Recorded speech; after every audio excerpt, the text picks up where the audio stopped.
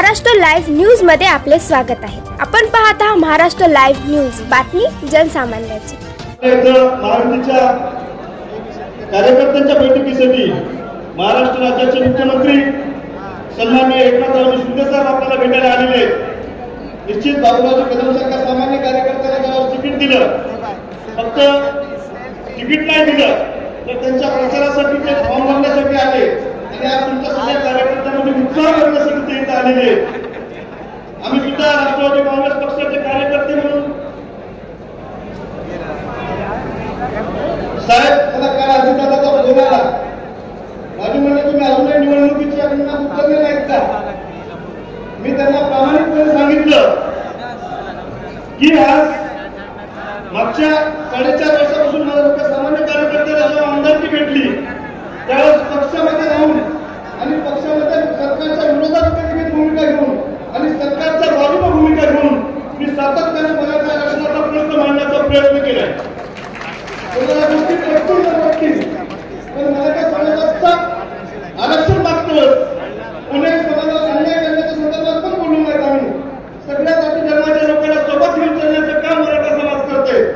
आज आता तुम्ही मला सोबत कार्यकर्ते घेऊन येण्यापेक्षा कार्यकर्ते तर पक्षाचे निश्चित आले, पण काही तरुण जे तरुण मुलं त्याचे आई वडील कधी एकरार होते, आज ते गुंठावर आले आणि शिंदे साहेब तुम्ही आम्ही सगळेजण मराठा समाजातून जन्मलो, या बहुजन समाजातून जन्मल्यानंतर तुम्ही आम्ही सगळेजण या 18 पगड जातीला सोबत घेऊन चालण्याचं काम करत असतो।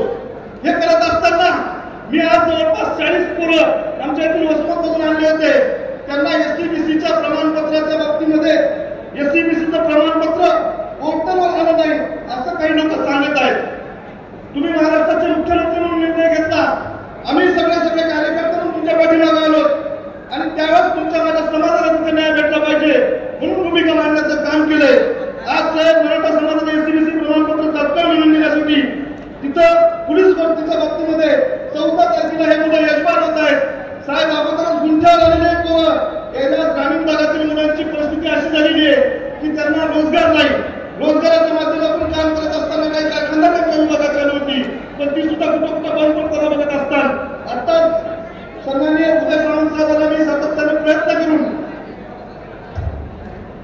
उदय सामंत साहेब माझ्यासोबत त्यांनी राष्ट्रवादीमध्ये शिंदे साहेब काम केले, ते ज्यावेळेस प्रदेशाध्यक्ष होते त्यावेळेस मी प्रदेश सचिव होतो आणि त्यांना तिथे मंत्री झाल्यानंतर मी विनंती केली की माझ्या वसमत विभागामध्ये एमआयडीसी झाली पाहिजे।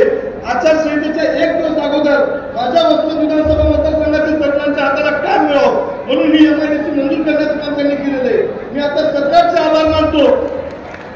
पूर्ण बॅरिगेडच्या बाबतीमध्ये 4.5 वर्ष काम केलंय आणि ते बॅरिगेड सुद्धा आता टेंडर प्रोसेस सुरू आहे। निश्चित महायुतीचे उमेदवार म्हणून बाबूराव कदम साहेब आहेत, त्यांच्या प्रचारासाठी आम्ही लागतोय, पण त्या अगोदर आपण भांगे साहेबाला आणि संबंधित आमच्या कलेक्टरला बोलून जे काही प्रमाणपत्राविषयीच्या अडचणी आहेत, फक्त जर आम्हाला नुसत्या रिसिव्ह जरी भेटल्या तरी ते मुलं उद्याच्या पोलीस भरतीला उभं राहू शकतात। हे तुमच्या माझ्या कुटुंबातील विद्यार्थी आहेत, त्यासाठी आपण निश्चित काम करताल। आम्ही सुद्धा महायुतीच्या उमेदवाराला निवडून आणण्यासाठी निश्चित पर्यायाची भूमिका आम्हाला लागणार आहे। एवढंच या ठिकाणी बोलतो, थांबतो। जय हिंद, जय महाराष्ट्र। आमदार राजूभैया नवघरे यांनी दुसऱ्यांदा सभेमध्ये महाराष्ट्राचे मुख्यमंत्री यांच्या पुढे मांडला मराठा आरक्षणाचा मुद्दा। महाराष्ट्रात सुरू असलेल्या मराठा आरक्षण संदर्भात माननीय राज्य शासनाने मराठा समाजाला सामाजिक आणि शैक्षणिक मागासवर्ग म्हणून 10% आरक्षण एससीबीसी निश्चित केलेले आहे, परंतु त्या आरक्षणाचे प्रमाणपत्र विद्यार्थ्यांना मिळत नव्हते। अगदी तोंडावर आलेली पोलीस भरती आणि तत्सम पदासाठी भरती होऊ घातलेली आहे, परंतु विद्यार्थ्यांना प्रमाणपत्र मिळत नसल्यामुळे नैराश्याचे विद्यार्थ्यांमध्ये वातावरण निर्माण झाले आहे। या प्रश्नाला वाचा फोडण्यासाठी माननीय आमदार चंद्रकांत उर्फ राजूभैया नवघरे यांनी काही निवडक विद्यार्थ्यांसोबत माननीय नामदार मुख्यमंत्री एकनाथ शिंदे साहेब यांना हदगाव येथे निवेदन देऊन या प्रश्नासंबंधी ताबडतोब तोडगा काढावा अशी विनंती केली। माननीय मुख्यमंत्री एकनाथजी शिंदे साहेब यांनी मुख्य सचिव तथा गृह सचिव यांच्याशी संपर्क करून यांना मुदत वाढवून देण्याचे आदेश दिले। विद्यार्थ्यांना लवकरात लवकर प्रमाणपत्र मिळेल असे आश्वासन माननीय मुख्यमंत्री एकनाथजी शिंदे साहेब यांनी दिले। मराठा समाजाला आरक्षणाच्या बाबतीमध्ये एससीबीसी प्रमाणपत्र मगाशी मुलं आली होती, मी आल्या इथून थेट फोन केले सचिवांना थेट फोन केले, गृह सचिवांना त्याची मुदत वाढवून देण्यासंदर्भात पोलीस भरतीची, आणि त्याबरोबर ते जे एससीबीसीचे प्रमाणपत्र आहे हे तात्काळ त्यांना मिळाले पाहिजे अशा प्रकारच्या सूचना आपण दिलेल्या आहेत. निवडणुका असल्या तरी सुद्धा ज्यांच्या जीवाचा, ज्यांच्या खरं म्हणजे जीवन मरणाचा प्रश्न आहे त्याच्यासाठी हे सरकार होत आहे.